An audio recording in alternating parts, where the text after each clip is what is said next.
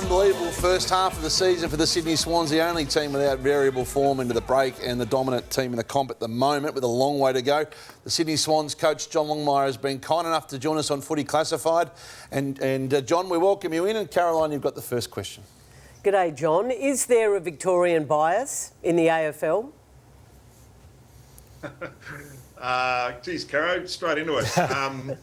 Look, well, I think there's a natural bias by the amount of teams down there, and probably the lack of understanding, I guess, of what it's like to be outside of Melbourne. And I just use, whether it's Adam Kingsley or Damien Hardwick recently, most people, even Tom Harley, our CEO, that spend most of their time in Victoria and then move to anywhere outside of Victoria, I guess, talk about the challenges that they're unaware of. And so it's not really until you actually live it and experience it that you know what you're talking about. And so there is a slight bias, you'd have to say, but I think that things are changing, particularly through the AFL at the moment. It sounds like they're certainly working towards evening up the uneven competition. They're not going to change the fact that the grand final's played every year at the MCG, and even you won't be coaching when that deal's over, John. So if you do get the Swans to your fifth grand final this year, I think you've won one, lost three to Victorian-based clubs. Do you think there's a genuine argument for a best of three grand finals? Oh, we're on the record as saying that that's something that the AFL should consider.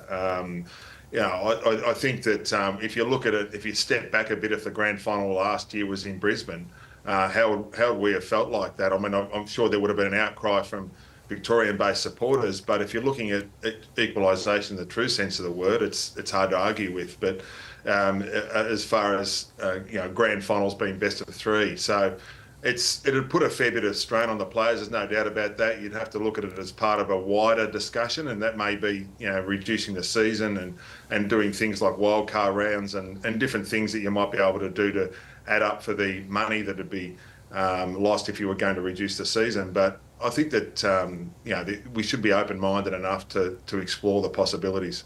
Hey John, I was coached by Kevin Sheedy for 13 years, and you've been at the Sydney Swans for longer than that. I'm interested in how you've reinvented yourself and how many times you would have had to change your philosophies around how the game should be played over your journey as coach of the Sydney Swans. Lordy, I guess the philosophies have been fairly similar and consistent over the years, and what I believe it takes to win games of football and to be a good team has been fairly consistent over the years. But I have evolved as a coach, and I need to keep evolving, and that's certainly something that that you need to do. We ask our players to keep evolving and keep changing, keep getting better. We're the same as coaches as well, and when you go through different generations of players, and I've been really fortunate to be at the Swans for a long time and seen a number of players come through from the very start as 18-year-olds and go out the end as 33, 34-year-olds with children of their own. So I've been fortunate enough to see that. But as part of that, there's a responsibility on us as coaches, and I'm talking about the whole coaching staff, to keep evolving and particularly when there's a new group of young players coming through, to make sure that we're working with them and getting the best out of them. Is part of that success convincing your star players to stay for less? We're going to hear some outrageous numbers for Chad Warner in the next 12 months. He's not going to get that probably staying at Sydney. How important is that when you've got to manage a salary cap with so many stars that you've got? I think that's just part of it, isn't it, Kane? That that's part of it. We're trying to keep this young group together. I mean, Chad instance, he's still a year and a half away, so we're mindful of getting a little bit too forward in that conversation as well publicly. But in a broad sense, I think if you look at it, you try and keep your group together. And we've been building this group for a number of years now, going back to COVID. We talked in 2020, and there was myself and Tom Harley and Charlie Gardner at the time. A few of us, looked at our list, and we were really confident that if we were able to put some pieces together, and at some point down the track, we'd have a good young group of players coming through, which we've seen now. We're seeing it. We've seen it probably the last couple of years. There's been a lot of players play a lot of footy together. And one of the challenges is keeping that group together for as long as we can. And he got an interesting challenge and a good problem to have with Luke Parker when he inevitably gets back into the frame for contention. He was on the cusp of your best 22 and found himself out of it a little bit at times. You can probably relate to that a little bit individually yourself. In your last year, you went from being a star player to someone in the last year or two of your career fighting for a spot in a premiership assault. Can you relate to what Luke's going through and how challenging it is to manage his expectations of his role in the team or otherwise? Yeah, you're absolutely spot on, Hutchie. I mean, I was probably the last 3 years, maybe even longer, of my playing career that I was in and out of the seniors and played a lot of reserves football, and it was a real challenge. I think that there's no doubt that your experiences either through injuries or playing VFL football in my particular case are useful to lean on at different times. And there's no question Luke has had he's been a terrific player for us and hopefully still is. I mean, I'm sure he's got a lot to contribute this year, but he's obviously got injured. He had a good pre-season, got injured, missed 9 weeks, which set him back. And then coming back in, we're in good form and obviously got the suspension as well. So those things are challenges for Luke, and you draw upon your own experiences when you're talking to him. But he's been fantastic with his attitude. As much as he wants to get in and play senior football, he'll contribute as he normally contributes to our footy team and in an off-field sense over the next 6 weeks while he's out suspended. Your old teammate Alistair Clarkson has also had some challenges. Have you reached out to him this season on a consistent basis?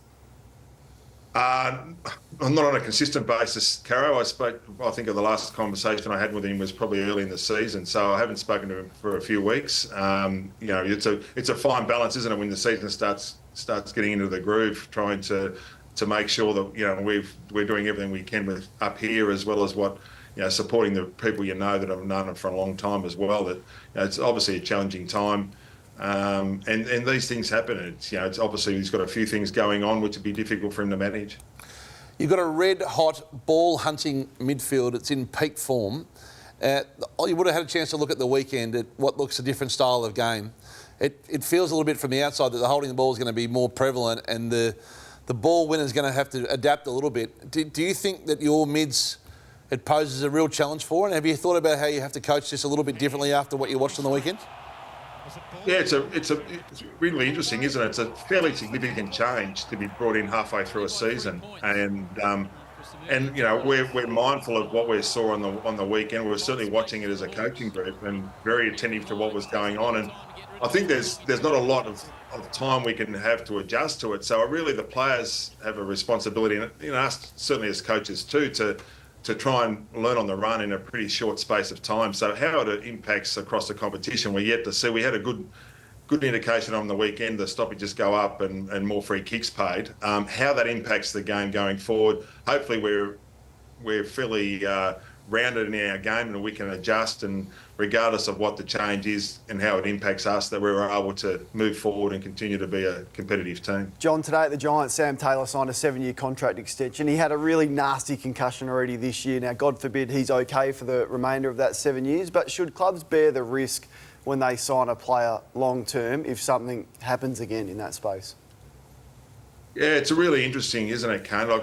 You've got to be a massive supporter of all the welfare initiatives that we're putting in place with our players in regards to concussion. One of the things, evolution of playing lists and list management, as we've seen with the introduction of free agency, is that now really the old 3-year contract is a pretty short term. So you're talking about 6, 7, 8-year contracts, and that's on the back of quite often the introduction of free agency. So it's probably something for the AFL to consider. Is there a time limit? Is there a limit on player contracts? Because the reality is it's very difficult to get the clubs to do that, because there's always someone else willing to offer more years. And we were obviously at the forefront of that with Lance Franklin. So it's probably something for the AFL to consider in a wider scope of the game is how long is a long-term contract. And at the moment, obviously, we're seeing the really long-term contracts, and with the things like concussion and what that means to the game, it's something for the game to consider. John, thank you very much for your time and good luck for the second half of the season. It'll be fascinating. Good on you. Thanks, guys.